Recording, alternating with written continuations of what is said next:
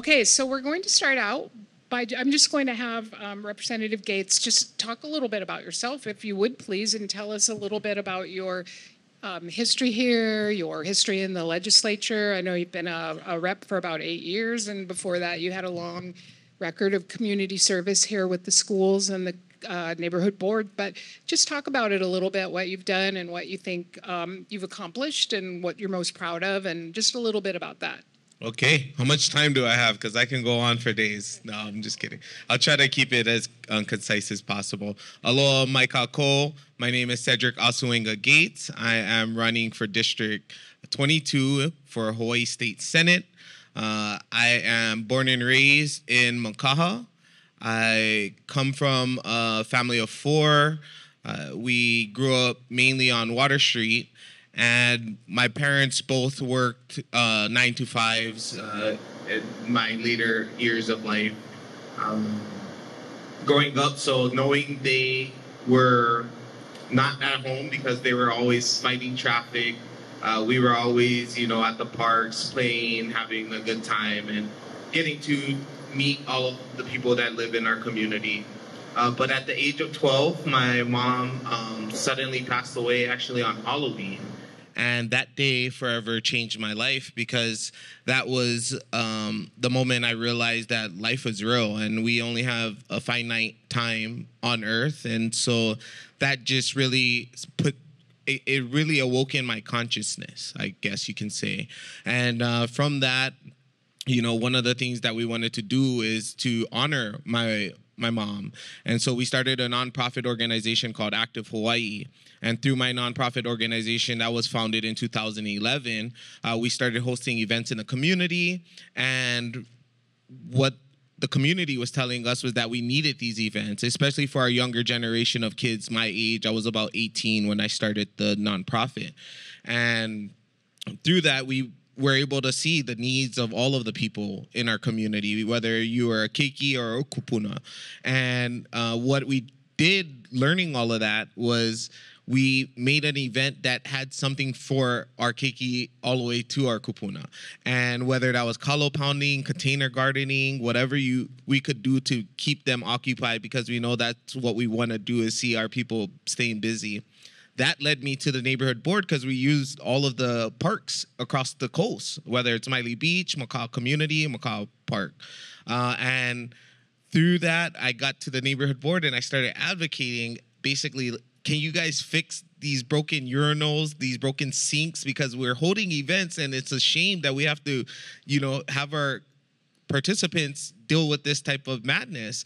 So from that, we've struggled. And I realized that it took a champion to try to get things done for our community. So that was what I decided to do, play a role as championing the issues for the park specifically. Long story short, I kept going to the neighborhood board. They kept saying there was a vacancy on the neighborhood board for Makaha specifically. So I ended up jumping up and saying, you know what, nothing's getting fixed. Let me serve on this neighborhood board. Hopefully I can create change. Through that, I made collaborations with my city council member at the time, Kimberly Pine. And what we did was we organized a renovation of Makaha Community Park. So I worked with the laborers union as well as the city to get the permission to go and upgrade all of that. From that, I really got an interest in government, because I felt like our community was being neglected and that our voices wasn't being heard at the level that it needed to get the actions that we needed to see. A lot of the things you'll realize quickly is a lot of the issues on our coastline are city and county issues. It's dealing with the mayor, it's dealing with our city council member, and really working that level of government was something I was interested in. I ended up working for city council member Kimberly Pine, and really got to work doing projects for our community. That led me to working at the state level for Karen Owana, who was the Nanakuli rep at the time. And I was just kind of like dabbling in government, and so I got interested, and I ended up working for Tulsi Gabbard in Congress. So I was able to kind of get all 3 levels of government, kind of incorporate that, and that was when I decided I was ready to run for office, which in 2016, we were successful in our campaign. against the incumbent. We were the only campaign to unseat an incumbent that election in 2016. So it really sent shockwaves of what needs to happen in the community. And moving forward, really what I want to do as a member of the legislature is to provide the resources and the services and support that our community needs. And I think I've done a great job at that. Through my 8 years in office, we've been able to secure over $250 million in funding for projects across the whole coastline, whether it was in Nanakuli or in Waianae, because I believe that we are one moku, and that needs to be stressed more often, that we all are in this together and that we have to act like it. So that was kind of my mentality, and projects we've been able to fund include the road that is being built right now or being upgraded, the Waianae Coast Emergency Access Road, the Lualua Naval to Pākea Road.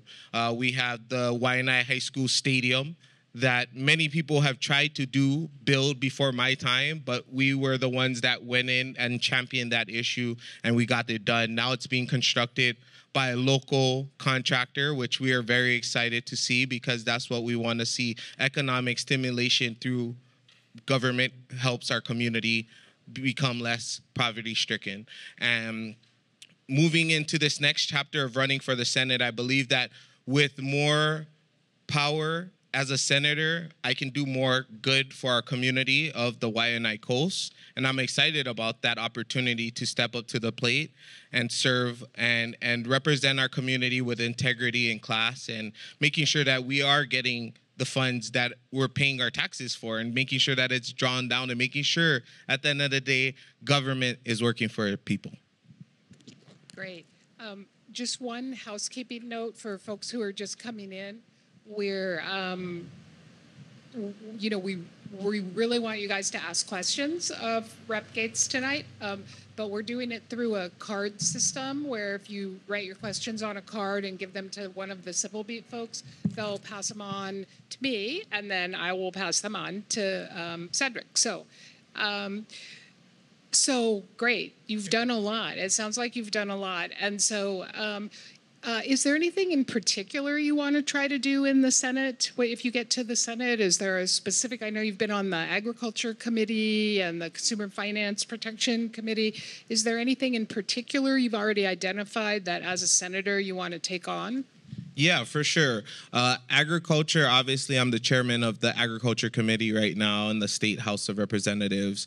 I love that committee because it allows us to increase our local food production, which is something that all of us want to see in terms of self-sufficiency.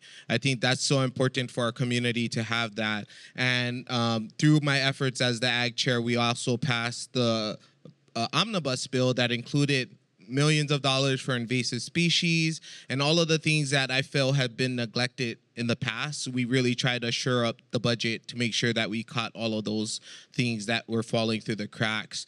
When it comes to the Senate, I think looking at Transportation Committee as another option. I feel like obviously you drove through our traffic commute and you understand just a snippet of what we have to deal with on a day-to-day. So we want to continue to try to improve our traffic infrastructure. And honestly, it comes down to money. So sitting on WHAM obviously would be the best bet for our community to draw down that funding.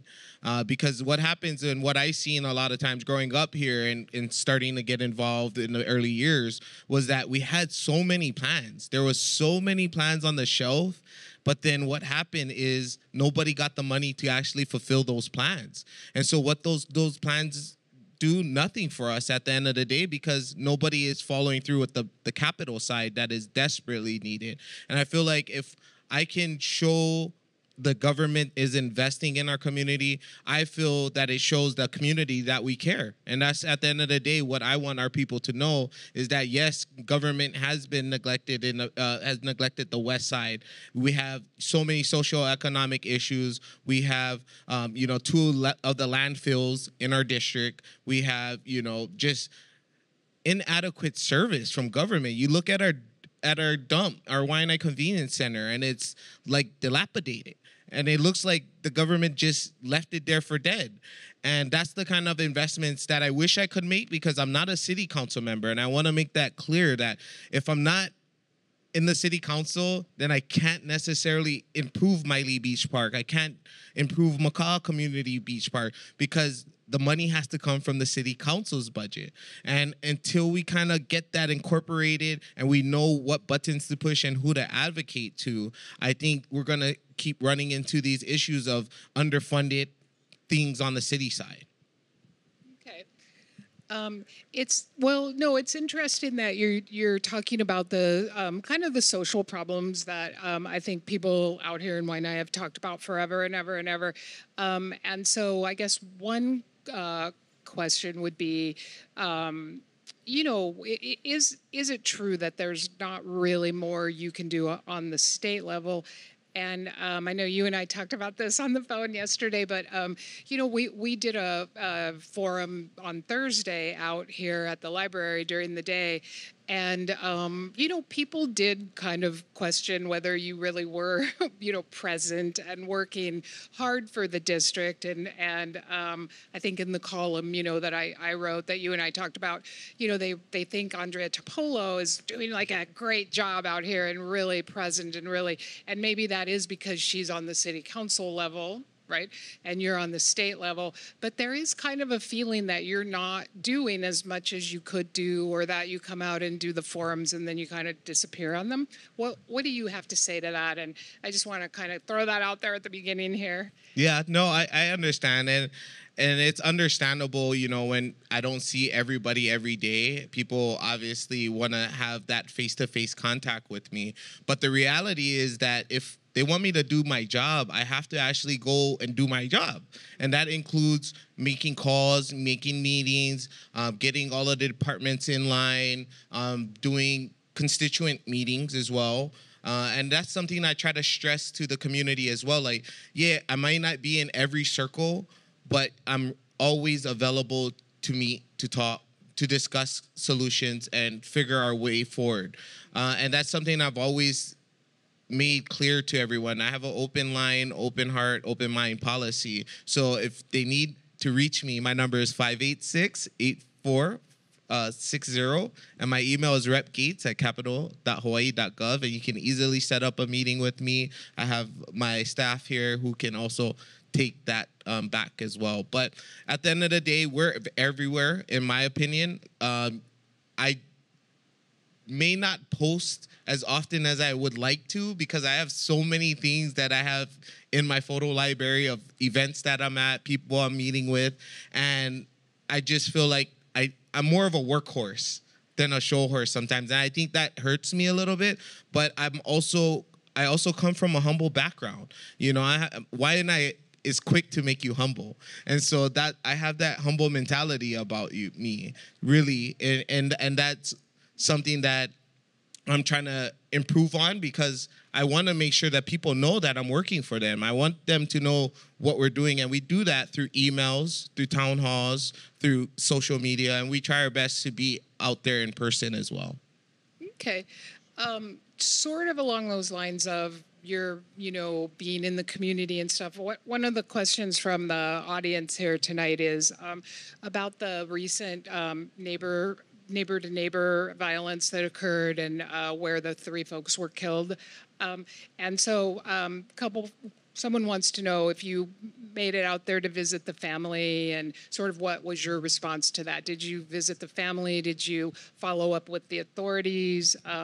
Sort of what was your kind of more personal response, I guess, on that, not just the workhorse state level thing, but yeah. Okay. Yeah, so Allison is a great lady. I know her. And prior to the incident, she reached out to volunteer, and we connected her with opportunities to volunteer in the community. In terms of the shooting, my condolences to the Ohanas that are impacted, and all of the family members and friends and loved ones that are mourning the loss of everyone involved in the situation. At the end of the day, what we did was make sure that we elevated their concerns to the proper authorities. We made sure that we sent all the forms in to as well for her to communicate with them directly. I actually have text messages with Allison just in October 2023 where we did a call about it. I actually introduced a bill about basically if people are not taking the appropriate actions after the city DPP follows up and lets them know that they're in violation, that there needs to be better ways of dealing with these situations. So I actually introduced the bill and sent her the bill to kind of review it. In terms of reaching out, I am respecting their family's wishes in terms of their privacy and allowing them to grieve. I want to make sure that they know that I'm here for them. I've reached out in that way to let them know that we're standing in support. It's just when they're ready is what I'm more concerned about, because I don't want to get too involved in situations that are still fresh and need to heal. Okay. Kind of staying on that theme for just a second on the sort of the violence and whatnot. So the Police Chief Joe Logan just announced last night or the night before that he was going to put a whole bunch more patrol officers, reserve officers out here. And I think it's going to be like 12 per shift or something, so 24 per day, I guess. Although I don't think they're going to work at night, so, whatever.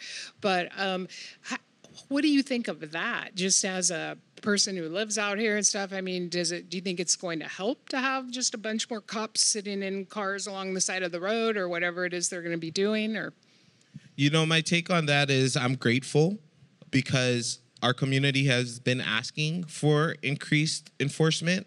One of the things that I'm proud of is that we unified all three branches of government in terms of having the support from the city, state, and federal level, both our electeds and our agencies, to ensure that Waianae has the support that we need when it comes to tackling crime. I feel like we do have to have a tough approach on crime to an extent, especially when it involves violence and especially when it involves guns. We have to crack down on these guys, and we have to make sure that we are creating the safest place to raise our families, to work, to play, and to live. And I think that's something that I take to heart, is that I want to make sure that we are, again, investing the proper support into our community, and that's taking a balanced approach. That includes having mental health services. That includes having cultural programs that connect people back to Aina. It's all of these different things that need to come together. I truly believe in a holistic approach, not piecemealing solutions or band-aid solutions. If we're going to solve a problem, we got to go to the root causes of these problems. And you think about, again, our socioeconomic issues. Poverty obviously has a direct correlation with crime. And so having more economic opportunities out here so our people aren't starving and they're thriving instead of surviving. And that's really my vision of the community, is that we have to make sure that we have these components in place, because if we don't have these components to create a successful community, then we're going to continue to see these issues arising over and over again. How successful do you think that's been, though? Because from what we're hearing, people have the sense that things are actually worse out here than they were even a year ago, and that even like the homeless population is increasing. So that would seem like the programs to help with that kind of thing aren't like really doing their job out here. I think people are concerned about the issue of the homeless out here. I have a question from someone about the homeless encampment between Orange Street and Makaha Valley Road at Farrington. What progress has been made, for instance, at that location? So thank you so much for that question. Again, I feel these issues are very systemic issues that need systemic solutions. You talk about houselessness on our coastline. If you look at other communities, law enforcement has a consistent presence and consistently enforces rules. Here, they allow things to fester. They allow things to be as they are. And I feel without their involvement and support, they can't expect community to take on these challenges ourselves. And we rely on our city council. We rely on our mayor. We rely on HPD, Department of Parks and Rec, all of these folks to do their job. At the end of the day, that's what it comes down to. I'm tired of doing these cleanups. I'm tired of the community having to be out there to fill the gap that government isn't filling. We all pay taxes. We all are paying the same taxes as every other community. Why do we get neglected the way that we see our city parks? If you look at our state parks, though, for example, Makaha, Makua, Kaena State Park, those parks are well funded. They have the proper staffing, and they have the proper support. So when you go to those parks still look pristine. And that's what I have a vision for my community city parks, because we need Andrea, we need Mayor Rick, we need Laura Thielen, all of those folks to step up for our community, because if they do, we can actually take that from them and keep it pristine. I think what they're trying to say is like, oh, we need to keep up these janky bathrooms that we have. Like, nobody has motivation to do that. But if you give us a brand new bathroom to work with, I promise you I will be there helping to make sure that it's continued to stay clean. So are you saying that there's not anything you can do on the state level or as a state lawmaker to help with this? I mean, you guys send tons of money to the community here for homeless programs and for drug treatment programs and the kinds of things that folks are worried about. But it sounds like you're kind of saying it's, the city's the one that's not really taking care of things. Yeah, so from the state side, I could offer a GIA, a grant and aid, to a nonprofit that wants to beautify our community and just keep it broad, right? Keep a broad stroke. I want to beautify the community, and they can use some of that funding to hopefully invest into the city parks. But when it comes to asking Representative Kyle Yamashita to put funding into the budget for a city park, he's going to look at me like I'm crazy. And that's just the reality. And we have so many unfunded liabilities on the state side that we need to fund, that to put money from the state into the city doesn't make sense, especially when they're collecting taxes that we're allowing them to through the city tax ordinances. Yeah, and I'm not talking about giving money to the city for a park. I'm talking more about the homeless problems, the drug substance abuse problems, the mental health issues and that kind of thing, that it actually does seem like state money can go to that. So, yes, state can go to, specifically if we're talking about cleaning up our beaches and parks, there is ways that the state can get involved through offering services like the sheriff, or offering coordination of logistics and heavy equipment. There is things that we can do, but we have to have the city to come to the table first. If the city is just closing their ears to the calls of the community, it's hard to try to just lead, because it's their jurisdiction technically, and if we try to overstep, then we end up getting in issues. And I'll give you a story.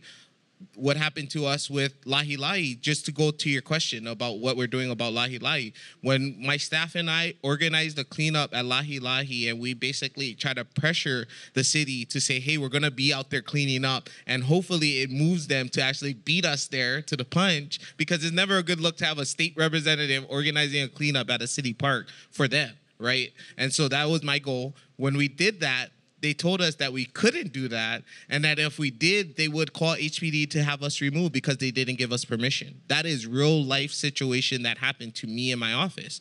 And of course, I'm not going to try to put everybody on blast and make everybody know about this, but that's the reality that we're dealing with too, because you also have a conflict of city workers. They're all unionized, right? You're talking about UPW. And so if you're out there doing their job, you're threatening their job. and you're an issue. That's what the same thing happened for me when I improved Makaha Community Park. I did the park. We put bars. We improved the bathroom. All of this stuff. Next thing you know, I'm getting interviewed by the news talking about UPW is over here arguing about us doing it because we're taking their jobs. And that was, again, a real life situation that I had to deal with, just trying to do good for our community. Okay.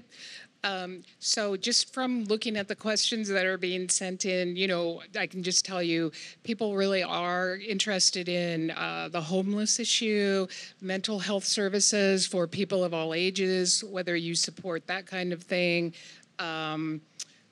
What specifically are you doing for the homeless community and getting more programs and more housing for those folks? And that kind of thing. So, I mean, we've talked about it a bit, but I think it's a big issue. Yeah. Okay, yeah. For sure. And, you know, I just want to let people know that everything in government has a process, and it takes time. It takes time to go through that process, whether it's with HPD doing enforcements at the beach parks. They have to do the whole process of a 24-hour warning, then basically coming through with the citation, then removal. All of those things all have to be coordinated logistics-wise. So when it comes to that, we, again, have monthly meetings with HPD, DPR, and all those guys. And to their credit, they do go out there and do enforcements. The problem is the follow-up. And I think that's one of the biggest things I've been working on is where's the permanent housing? Where is the housing? Because at the end of the day, if we look at the housing market, hardworking residents can barely afford to live in an apartment in a small one-bedroom unit. How do we think these people who are struggling with mental health issues, substance abuse issues, are going to afford a market rate rental or anything of that nature? So having the coordination, whether it's public housing, whether it's U.S. Vets, or all of these different nonprofits that offer housing, how do we get that coordination to be as consistent as we need it to be? Because what I'm hearing a lot of times is the issue of people on the beaches are that they went through the system. They went through the whole process. They went through clean and sober. They went through temporary shelter. They went through all it. But at the end of the day, they don't have a home to call their own. So what happens? They end up going back to the streets. They end up hanging with the same people. They end up relapsing and end up being the same issue that we needed to deal with from the jump. So again, going back to permanent housing, one of my bills, 2017, we introduced the Ohana Zone bill, and that was, God bless Auntie Twinkle and her soul, that was a bill that was drafted with Auntie Twinkle. And what I wanted to do was legalize what they were doing, but having the actual support and government resources to make sure that it's professionally done, I guess you can say. And what we did with that was we created a vision. We created a vision of what we wanted to see to help houselessness throughout our community. And as you know, the transition is underway for Puho Noa o Waianae from the Makai location to move Mauka. And we just had Auntie Twinkle service on Sunday, and a lot of the units look really good, and they look like families are ready to move in there.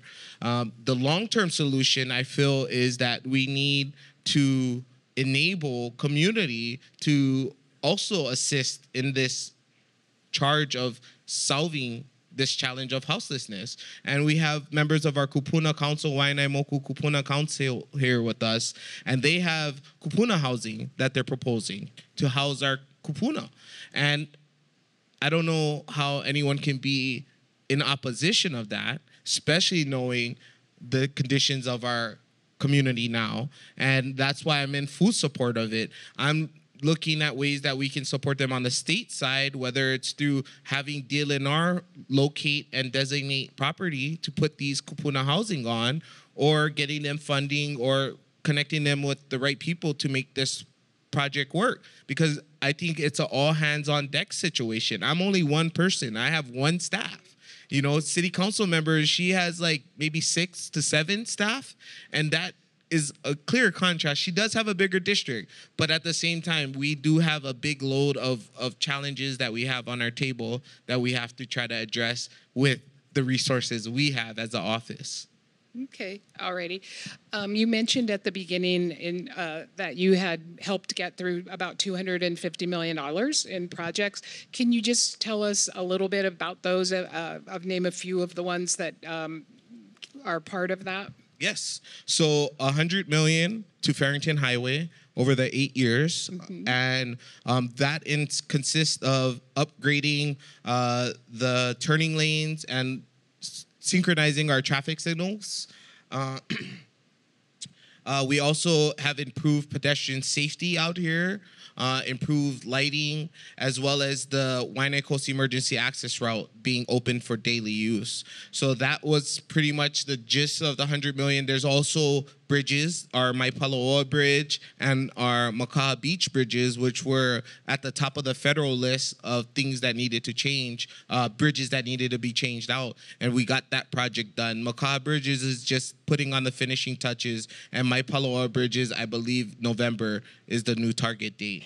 As you know, one of the big things we want to do is invest in our youth, and that's something I'm very proud of because majority of my investments other than Farrington Highway have been at our schools. So like I mentioned earlier, the stadium for Waianae High School, we have Maili Academy. We're building a new building there, as well as parking and a playground for an growing immersion charter school. I actually attended Maili, and I believe it's one of the best schools out here on the west side.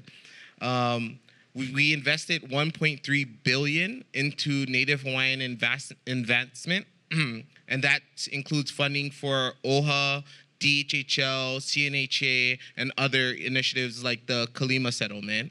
In terms of, again, investing into our youth, we secured over $200 million for preschools to be open statewide, which about 6 new classrooms are being opened here in the Waianae Coast. So that's something that, again, the long-term vision, how do we create thriving communities? And I think preschool early education is definitely one of them. The Marine Science Learning Center here at Waianae High School allows our kids to have job training and to connect with food sustainability.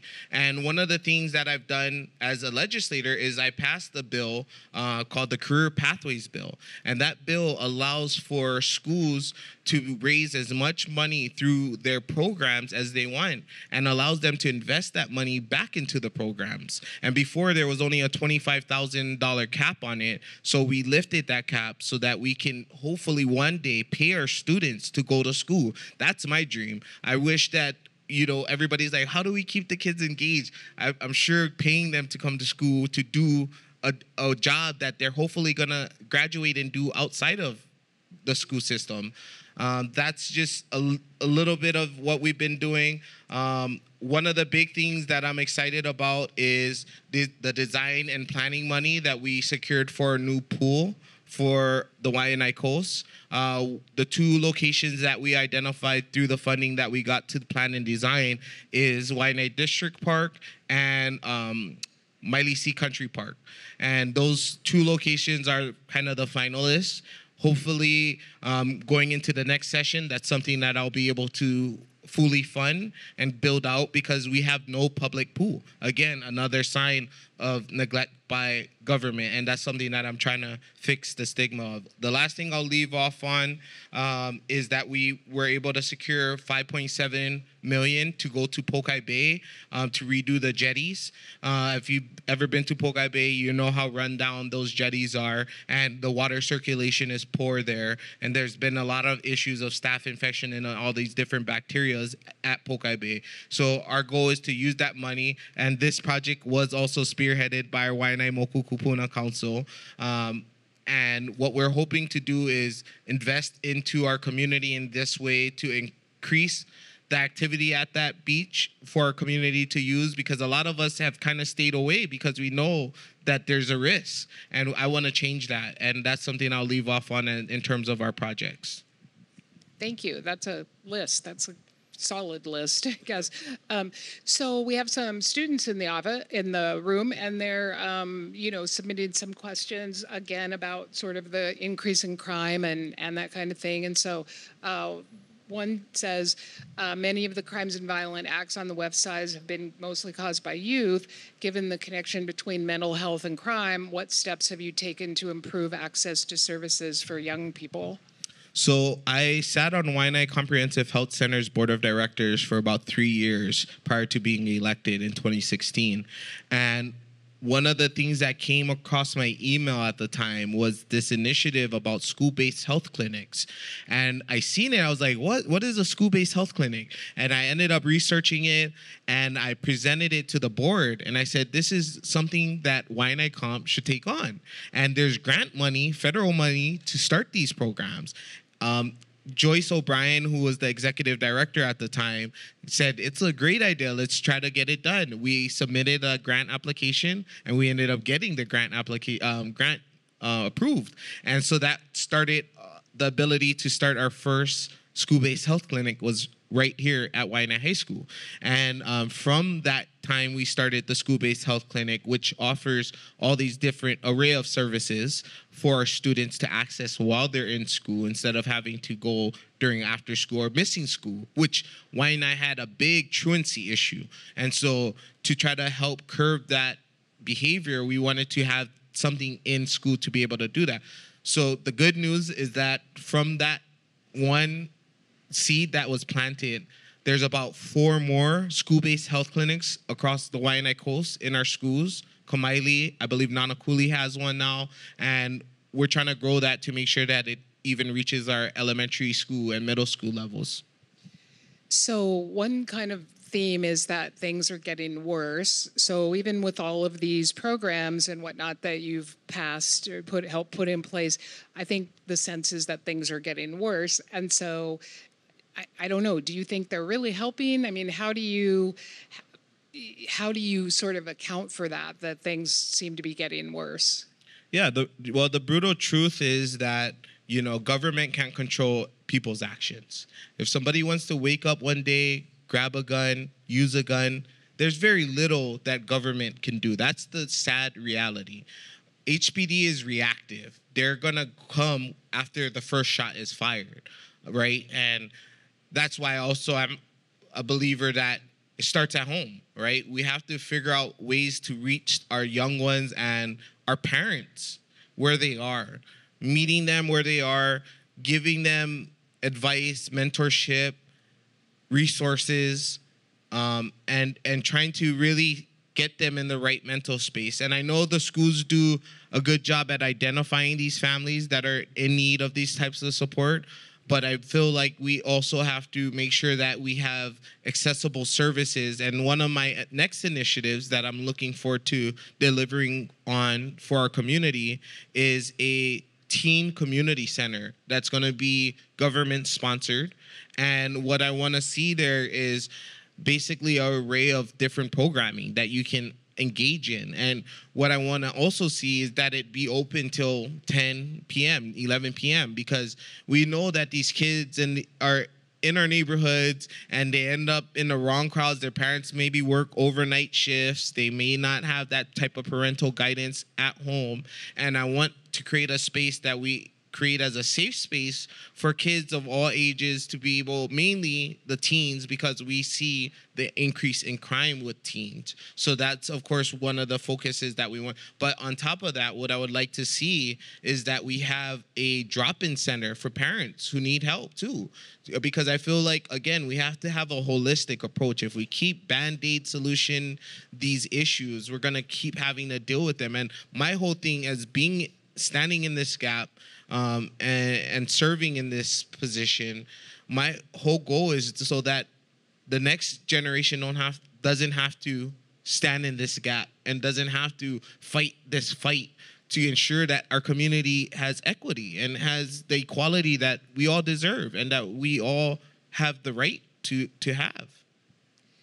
So one more question on that and on kind of the law and order side of things. I think you've introduced bills that propose mandatory minimum sentences for possession of things like illegal firearms and meth and things. How would you go after the people that are supplying the community? I mean, those are targeted at the folks that actually are on the receiving end, but how do you go after the dealers and the distributors and folks that are bringing it in?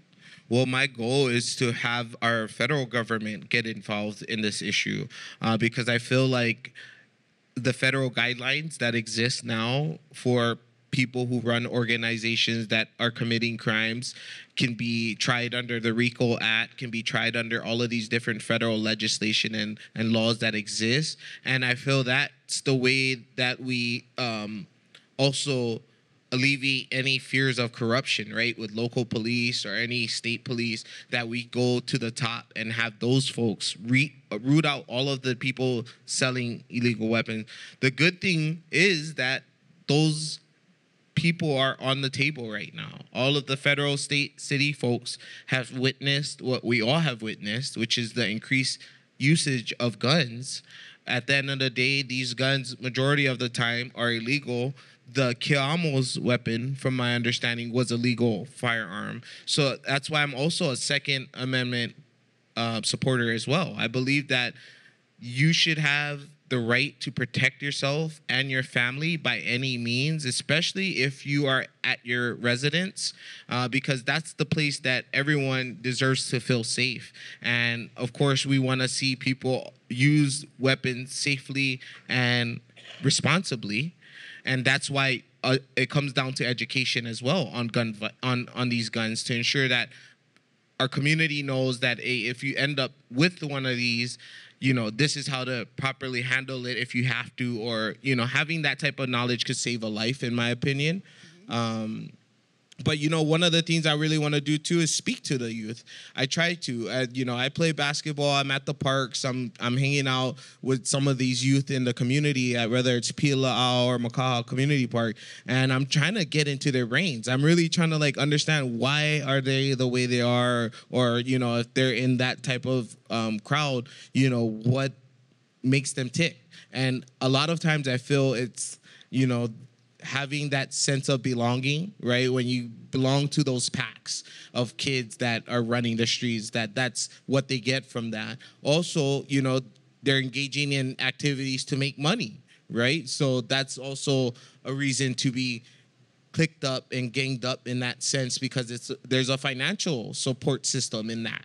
And again, going to the root issues of how do we keep our kids out of that space? How do we keep our parents close to home so that they have oversight of their kids rather than letting them run wild in the streets? How do we give them the tools to deal with these at-risk adolescents at home? Because government can't be everywhere and can't control everything. And again, I believe it's an all-hands-on-deck approach that we have to this, and that's why we want to make sure that our community has the resources as well. So just turning then to the kind of the economic issues and stuff, how do you bring more local investment into the community for jobs, businesses, and that kind of thing? I think it comes down to smart development. It has to be economic stimulation that makes sense for our community. One of the things that I thought was a genius idea is, like Ka'ala Farms, for example. A lot of the tourists, they're looking for an authentic Hawaiian experience, right? And why don't we charge tourists to work the lo'i, right? We charge them to go do our labor and have them be a part of the community in that sense, so that they're accepted rather than feeling like they're coming to take our aina. And I think we have to try to shift tourism in that way, because I feel like there is a way we can make it work for Waianae to reap benefits of tourism. They're already coming to our district. How do we make them utilize all of our local businesses, right, when they come out here? How do we incorporate the nonprofit organizations? How do we also teach them about all of the aina that exists here and how to respect it properly? And all of that, I think they would love to pay for it, because they're very niele, and they want to know everything about our community. So we can give it to them on a silver platter, and they can leave to educate and share that same aloha we gave to them across the road, wherever they came from. And that's my vision in one way to solve the issues. Agriculture, obviously, is a huge way as well. We have, hemp products as an example that we could also increase the capability for economic growth here. How do we also increase our farmer support? And one of the ways that I think we can do that is through government too. One of the initiatives I've been really focusing on and that I'm hoping to bring to the Nanakuli Waianae complex area is farm to school. A farm to school program as the ag chair, that was something I've really tried to spearhead during my time there to make sure that we have procurement that allows for funding to be dropped down from the federal level, because we get paid from the feds to feed our kids. So the feds' money, we utilize that money to go to our local farmers, and that's millions, tens of millions being invested into our local farmers. That allows them to grow their business. That allows them to hire more people. That allows them to give back more to the community that they're in. And that's the vision in the ag sector of it. The other part that I really want to get involved in, and something I'm looking forward to doing, is incorporating technology as a way of life and a way of our community being able to get paid. I love how Sea Rider Productions is using creative media to teach these kids and give them real careers that they can eat off of. And that's one of the things that I, again, hope or part of the career pathway bills is those same kids that are at SP learning all of the skills, filming all of the stuff happening in the community, can be paid to go film and executive produce us talking right here, for example. That's how I feel we continue to invest into our community. Okay. We have about 10 minutes left, and so let's just run through some pretty specific questions here that people have sent in. Are you in full support of Makua being given back to Hawaiians? Yes, 100% in full support of Makua going back to the Hawaiian community. I've introduced bills pretty much every year to on the state level to create a task force for the return of Makua and Lu'ulu'ule. One of our students here has created a resolution that would make community service mandatory and a requirement for high school students, and wants to know if you'd be willing to support that kind of a resolution. And also, I'm presuming, meet with the student and what steps they would need to take to get that in the works. What was the first one? It's about that would make community service mandatory in schools, I think, and a requirement for high school students. Yeah, I agree. So I went to alternative learning program, Youth Build, after attending Waianae High School. And through that program, one of the things that made me who I am today is that they had a requirement. Every Wednesday, you're required to utilize the skills that we teach you through Windward Community College Basic Trades course, and you need to utilize that skills to help your community. And one of the things that really touched me to the core was that when we came out to Waianae, we went to Sunflowers or Waimaha, and we ended up having to do some small renovations to this unit that just became available so the next family could move in. And after we did it, we got to meet the family, and we got to actually be excited and show them, hey, we actually painted all of this, and we did all of these we cleaned out all the rubbish that was in there, vacuumed, cleaned it up, and that was like, wow, it really made me feel good. That was and that was something I was always kind of chasing, and that's, I think, what led me into being this community servant that I am today. Okay. So 100% support. So somewhere in this audience is a kid that wants to talk to you, apparently. So, okay. Let's see. I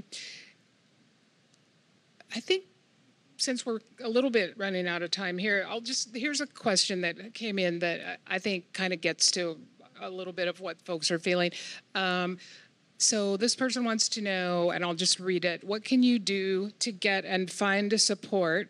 We need a leader with passion, understanding of our people. It seems as if you're placing blame on families, on HPD, on the government. But what can you do yourself to inspire change and get people to help us? You know, I try to lead by example, walk the talk. Like I said, you know, we've done how many sign waving events? We've organized how many community events to bring our community together? Countless town halls, countless engagement to try to get everybody on the same page. What I can do is I can lead by example, whether it's dealing with our school system, whether it's dealing with our roads or our things that are in my control. Of course, I'm going to lead by example and make sure that we're on top of those things. The issue, again, and I hate to make it the issue, but the issue is that, say, for example, I go and start stepping in these city spaces and doing these things. The liability that I have to take on is an issue. The city puts up a fight with me, and if I'm trying to get something done, burning the bridges with the city isn't the way to get it done. I am at the point where I think, you know, our state, our community may need to file a class action lawsuit against the city for the neglect at our beach parks, for neglecting our community the way we did. We can't even get consistent trash pickups out here. And these are the real issues that community are frustrated with. And I'm frustrated too. When they call me, I'm calling the people the same way the person that called me, angry, mad, telling them, why are they doing this to our community? And you get the same answers. It's the, you know, we're doing our best we can fix this. We'll keep you updated. But other than that, what am I going to do? Go out there with a truck and start picking up people's rubbish? Like, and then you can't take it to the convenience center because it's always full. So it's like you're in a catch-22. Now I got to find somebody's yard to go put this rubbish that we just cleaned up. And this is the reality that I'm trying to stress to our community member. When you're in the mix and you're actually pushing for change, these are the hurdles that you go up against. And it's unfortunate. I wish it wasn't this way, but it's the reality that I have to deal with and try to work in between to find the solution. We're able to just get DOT to move those folks in front of the DMV at the neighborhood place in Waianae. That was just, you know, so many people have complained about their kids walking to school, everything like that. And I have compassion for our houseless folks. I want to see the best for them. Don't get it twisted. I think that we have to also be mindful of all of the other residents, right? We are mindful of them, they have to also be mindful of us. And not to make the them or us type of battle, but if you look at our beach parks, part of the neglect is that our houseless residents are overtaking these parks, having all of this rubbish piled up, and it's creating an unsafe situation for our residents. When you have residents saying they're taking their kids to the bathroom and they find needles in the bathroom, that's not compassionate to our community to have that there. So here's an example then of why people might think you're a little disconnected or whatever, because someone is telling us that Nanakuli and a stretch of Maili Beach by Pokai Bay had an orange fence put up and eliminated the encampments. So if Darius Keela, who's another state rep, can do that in Nanakuli, why can't you do it here in Lahi Lahi? Oh, we did. We did Lahi Lahi. We actually had a beach closure for about a month at Lahi Lahi. Again, the city resources, they say they allocate this amount of resources to us. Hey, we just did the city and county Lahi Lahi Beach Park. We're already working on this.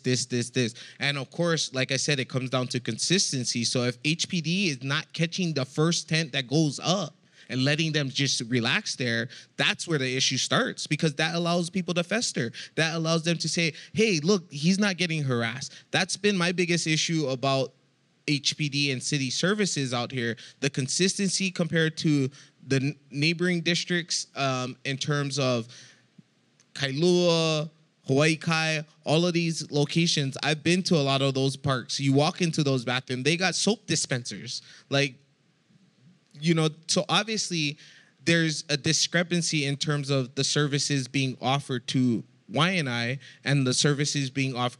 And I believe that if I was in the city council, I would have been able to secure the millions rebuild Pokai Bay's bathroom, to rebuild Lahi Lahi, to do all of these different things. And to the point of why can't I get it done? We gotten things done. It's just the consistency of doing it over and over again, right? Because if you do it once, yay, congratulations. I have pictures, parks clean, orange fence up.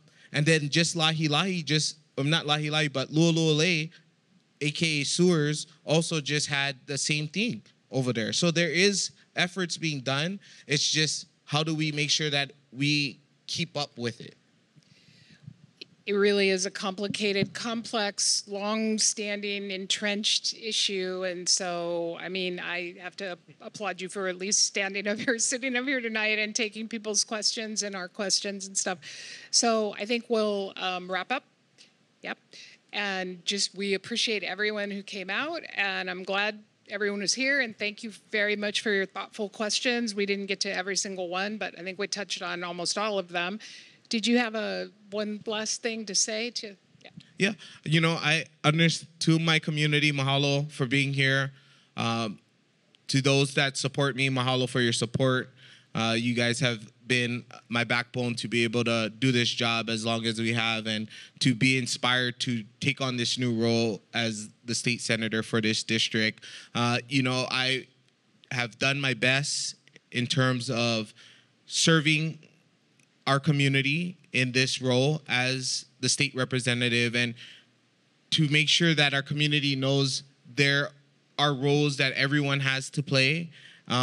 For me, it's been investing into our community through the funding at the state level, making collaborations between all levels of government, city, state, and federal, bringing those resources to the community, passing legislation every year.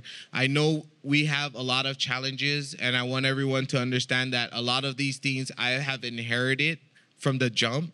I graduated in 2011, so that kind of dates where I'm at, but it doesn't take away the fact that we have been working tirelessly to make sure that the decade-old neglect has been made up through the investments that we are making today into our community.